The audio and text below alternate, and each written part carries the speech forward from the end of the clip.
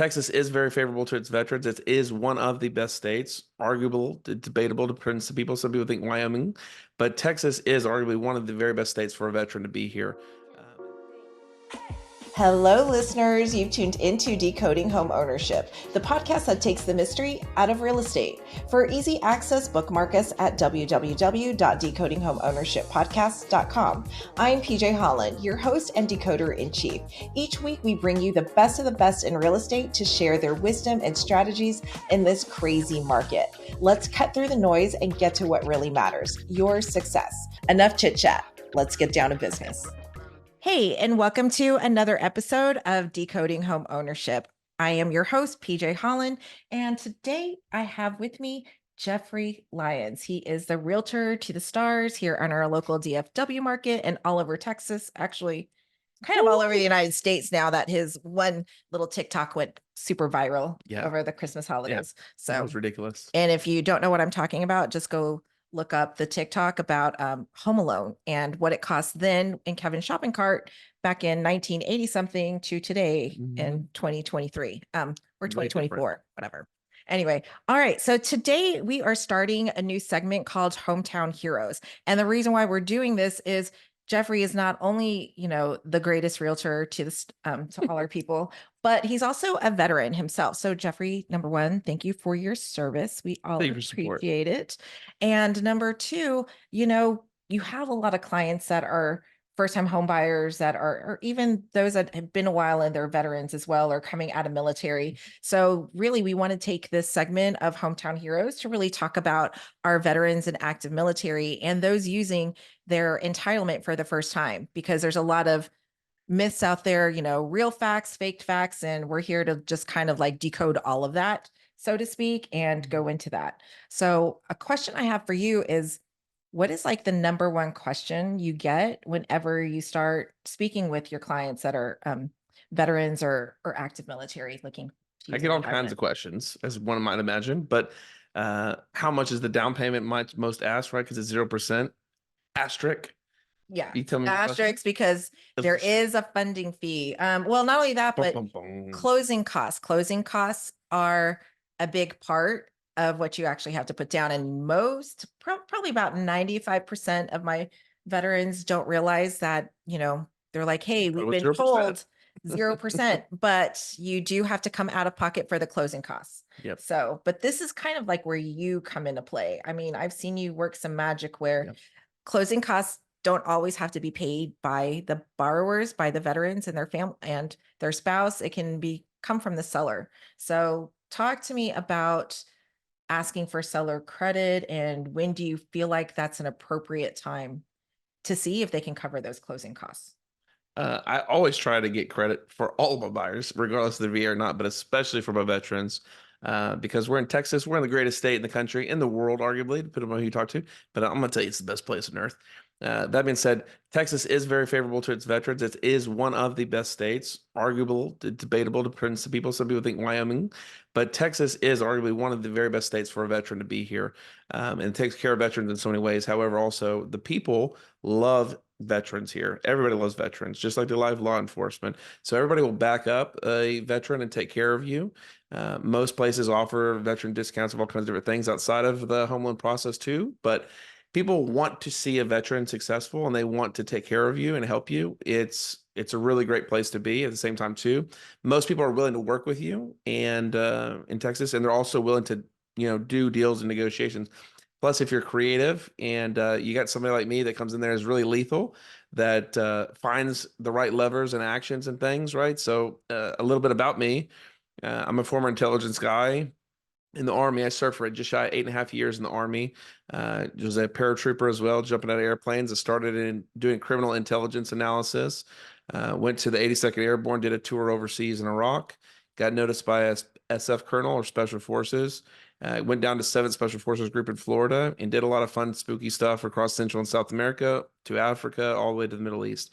And those same things that I learned from the various 3-letter alphabet soup agencies, I get to use that in real estate, which is a whole lot of fun. It makes me really nasty. It makes it really effective and be able to do some really creative, cheeky stuff and help my clients out, because that seller, I'm going to go and research and learn everything I can about that seller from what I can publicly, as well as the seller's agent, because it takes two to tango. And from there, I kind of work and figure out creative paths and avenues as to what heartstrings I can play on and what not to take care of my buyers.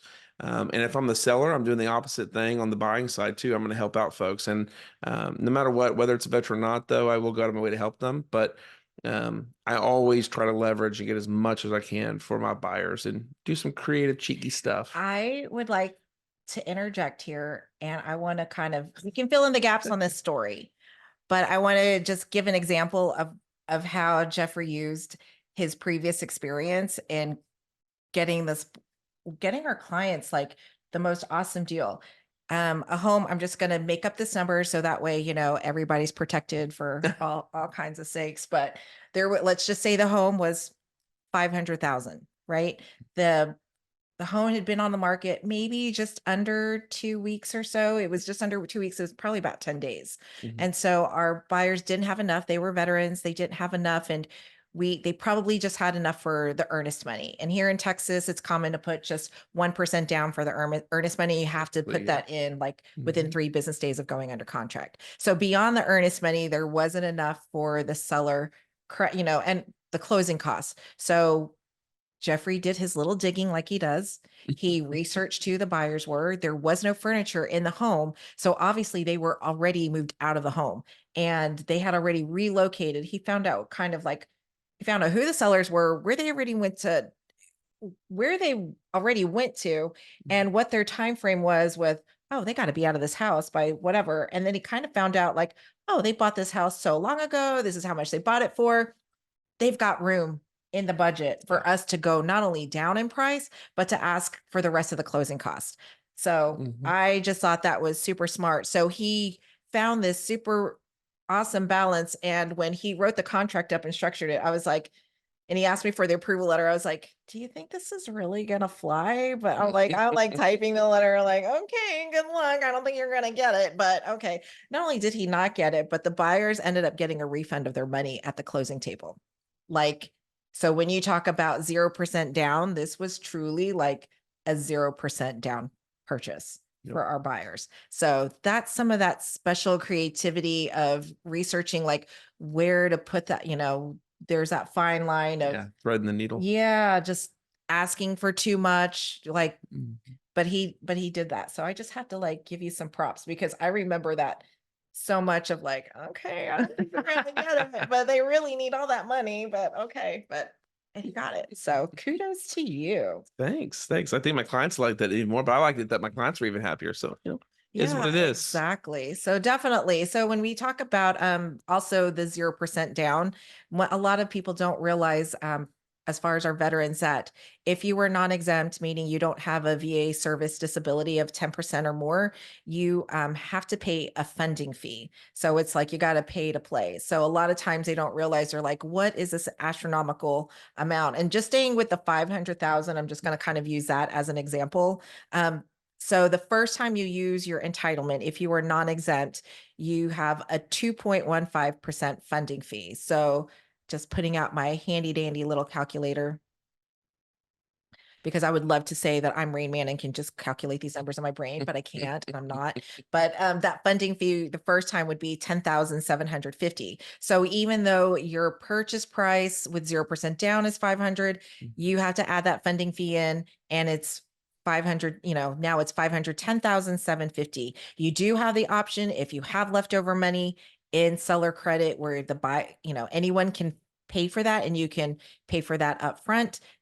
You do have that option as well. If you are a veteran and you're having to use it again, there is what we call a subsequent funding fee, and that one is 3.3%. So based off of like 500,000, again, that's $16,500 that's added to your loan. So in case you're using myself as a loan officer or someone else, and you're looking at your loan estimate going, hey, my contract price was for 500,000. What's this extra fee? Just know the VA, for those that are non-exempt, does charge a funding fee. So just wanted to throw that in there. Well, Geoffrey, I really appreciate you taking the time to like talk about talk about this. So the next thing I do kind of want to chat about is like what's happening in the market today. Like what challenges are you seeing, um buyers, sellers of like what do you see like what's happening today in the market? Well, the economy's in the gutter. That doesn't take much to pay attention to, and the inflation's high as heck. But it's everything is not quite as crazy as it has been the last 3 4 years in a row, but it's still pretty crazy. It's still pretty nutty. Right now I've got 9 listings, actually 11 listings right now. Oh my God. And every single one of those is getting a whole lot more traffic than it did recently. Just put another one under contract yesterday. And so the activity is building, and like this one house that was priced really well but is at 580. We just had 5 offers on it. One of them backed out due to location. They wanted to be a little bit closer to where they found a home that came in market that was closer to where they needed to be for his job in Fort Worth. But yeah, it's not as crazy as it was last time. There's a little bit more homes on the market than normal, and most of that I would argue is because the interest rate is just so high for a lot of buyers, and it restricts a lot of folks too. So, into the $400,000 mark and below, typically from what I see in North Texas and DFW, is it's gangbusters. Everybody and their mama's coming after it. Just had a home in Murphy. We had just shy of 70, 75, just shy of 75 folks come through this Wow. house in one weekend. Wow, that's great. And we had 12 offers. We ended up getting $17,000 over the asking price with full appraisal waiver, which is beautiful. And so there's all kinds of different things out there. It really depends on the location. There's some areas, some suburbs, and some neighborhoods of DFW that, especially with the new builds that I found within, say, the last 5 to 10 years, if a neighborhood is really high dense, I'm talking like 40-foot, 50-foot lots and such, what I'm tending to find is that a lot of those got gobbled up rather by investors. And some of those homes are sitting, a lot longer than normal, and you got a lot of volatility in a sense because you got a lot of undercutting going back and forth from sellers that need to relocate for jobs or relocate for work, different things. And that's causing a really interesting scenario because some of those places, their value, even looking at the tax appraisal and the CAD, is sky high and almost $100,000, sometimes more than what they're selling at, which is a little crazy. So when it comes to finding the right place and everything too, that's something that we'll discuss when we go through and identifying the right neighborhoods because there's some really good ones. But at the same time too, if you're telling me appreciation is important and you're going to stay somewhere, I'm not going to have you just go to just plain Jane any neighborhood. There's some that are going to hold a little bit and retain a little bit more value than others will. That's mostly what I'm seeing when I'm going into buying right now for folks. If it's underneath the $600,000 price range and below, there's very little competition. Even right now, when we're in the very end of April, almost May, there's very little competition. I could still tend to get a little bit more. And I would argue that it's not quite in the seller's market. The market's really balanced generally across all of DFW. It's very balanced right now. You kind of have equal power on both sides, but it's a bad day for you as a seller's agent if you've got a home that's been on the market for more than 2 weeks because I'm going to come after you really hard. And I'm going to take advantage of that. And even if your seller's adamant that they're not going to lower that price, I'm going to get that price down. I love it, and your buyers love it too. Absolutely. Yeah. I always 100%. like, I mean, I will say this, like when we first started, I guess back in 2018, 2019, Mhm. it was very much a buyer's market. And that's kind of how we were all trained, was like sellers are covering everything. And then of Mhm. course, when the market, I call it the COVID special, when the COVID special hit Yeah. in 2020, But nice 20 to times. 2022, it was like the seller's market is like paying for what? Nah, I'm not paying for anything. Yeah. Yeah. So it's kind of nice, like what you said. Now we're in this like nice balance where in some instances you can get it. And I guess it all depends on Yeah. how long the home has been sitting there where Yes. you can, Very and important. then you'll use your Very little important. intel and go deep dive Yes. and do all that fun stuff. Okay. All right. Well, Jeffrey, tell all our blah, blah, blah. Jeffrey, tell our audience where they can find you on social. So you can find me as the Geoffrey Lyons. It's with a G like the Toys R Us giraffe. Rest in peace. But so that's the Geoffrey Lyons, Lyons, the Geoffrey Lyons, and that's pretty much the same handle I have for everything, or Sell It Like Lions on TikTok. Sell it like lions. I love it.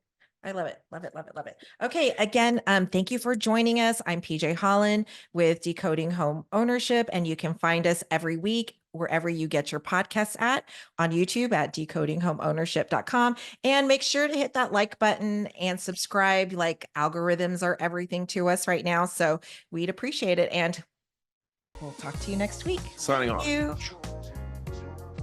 That's it for today's episode of Decoding Home Ownership. For all our episodes and more, head over to www.decodinghomeownership.com. If you found today's show helpful, please subscribe and leave us a 5-star review. I'm PJ Hollon, and until we meet again, keep decoding and conquering the real estate world.